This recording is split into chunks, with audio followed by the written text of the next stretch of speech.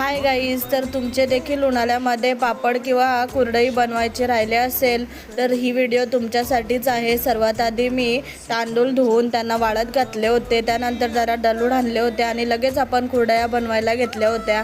सर्वात आधी एका पातेल्यामध्ये मी 3 ग्लास पाणी घेतलं होतं, त्यामध्ये मी सॉल्ट ॲड केलं होतं। 2 टेबलस्पून यामध्ये मी पापडखार ॲड केला होता। 1/2 टेबलस्पून मी यामध्ये खायचा सोडा ॲड केला होता आणि 2 टेबलस्पून यामध्ये मी जिरं कुटून यामध्ये ॲड केलं होतं आणि हिंग 1 टेबलस्पून ॲड करून याची उकड काढून घेतली होती आणि यामध्ये 3 ग्लासच मी पीठ वापरलं होतं आपण जे रेडी करून आणलेलं।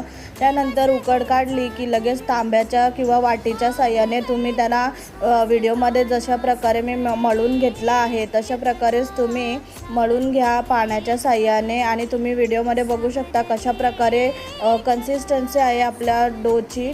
आणि नंतर एका शेवाई मेकर किंवा तुमच्याकडे जे असेल साधन कुरडई बनवायचे त्याच्या साह्याने किंवा तुम्ही पापडासारखे देखील यांना लाटून घेऊ शकता। आणि तुम्ही व्हिडिओमध्ये बघू शकता मी कशा प्रकारे यांना काढत आहे आणि फॅनवरच मी यांना वाळत घातलं आहे। घरातच मी यांना वाळवलं होतं कारण की जूनमध्ये मी या बनवायला घेतल्या होत्या। आणि याचा जो पीठ आहे तो जरा वेगळ्या पद्धतीने मी बनवला आहे। त्यामध्ये तुम्हाला कमीत सोडा यूज करायचा आहे। सोडा नाही घातला तरी पण चालेल, तुमच्या ज्या कुरडया आहेत त्या फुलणारच आहेत। अशा प्रकारे मी तो पीठ बनवला होता। तर तुम्हाला डिटेल व्हिडिओ हवा असेल तर तुम्ही आपला लॉंग व्हिडिओ चेक करू शकता, मी इथे अपलोड केला आहे लॉंग व्हिडिओ। तर एकदा जाऊन लॉंग व्हिडिओ बघा आणि मगच बनवा, तुम्हाला खरंच खूपच आवडतील या कुरडया।